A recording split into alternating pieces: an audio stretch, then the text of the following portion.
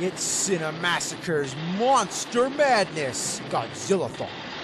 And so we come to the final Godzilla movie of the second series, Godzilla vs. Destrooiah! While the second series was a great revival of the franchise, it was nice that they didn't let it drag on until it got stupid. And being that this was the 40th anniversary of Godzilla, Toho decided that this should be the last one, and so it came that Godzilla died.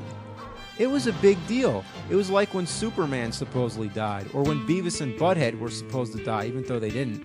But it was such a big deal that I remember hearing about it on the news. And this was in the USA, so what do we care? These movies weren't even being released here anyway. But still, the news of Godzilla's death heard around the world. But anyway, let's talk about the movie. It begins with one of the most incredible title screens ever.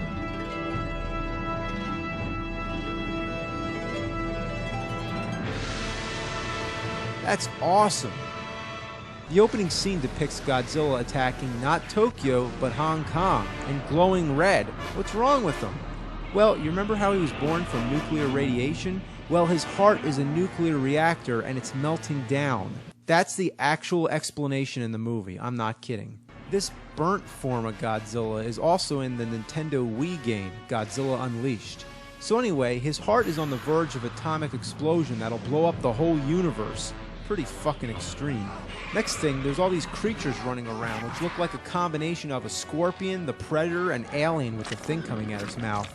Scenes like this where people are being attacked almost make you forget that you're watching a Godzilla movie and instead a B-horror movie. Well, all these creatures evolved from tiny organisms in the ocean. There's a scientific explanation how they were created by the oxygen destroyer, the weapon which killed the first Godzilla. It's a neat and appropriate way to tie the first movie with the last. So the monsters keep evolving until they all merge into one. The name of the monster, surprisingly, isn't Destroyer, it's Destrooiah! Yeah, that's the official name, Destrooiah! It's spelled just like that. Maybe because they couldn't trademark Destroyer, but I don't know.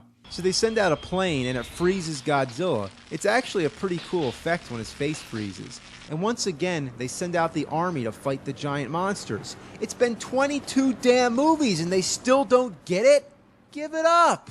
Well, baby Godzilla's back this time, called Godzilla Jr., and this time he actually looks like Godzilla. And it's about time. Shouldn't he resemble his own father? He gets into a fight with the evolving Destrooiah and actually beats him. Junior and Godzilla get together to celebrate, I guess, but then the final form of Destrooiah makes his appearance.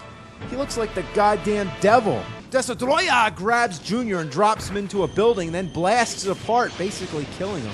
He drags Godzilla all around and slices him up. It's actually pretty disappointing that Godzilla gets his ass kicked and that he never actually beats Destrooiah. He sure fights back, but it's the army that ultimately takes him down. What the hell? After it's all over, Godzilla finally starts to melt down, but the army uses their freeze cannons to cool him down so the explosion doesn't kill everybody.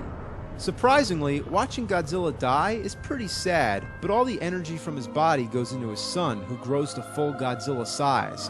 I guess they were hinting at another Godzilla series following the son, but they never followed up on that idea. The credits roll over black and white stills from all the Godzilla movies. It makes you feel sentimental, it really does. Anyone who thought that this was the last Godzilla movie had no clue what was coming. He was only taking a 5-year rest. One thing left to say? Destrooiah!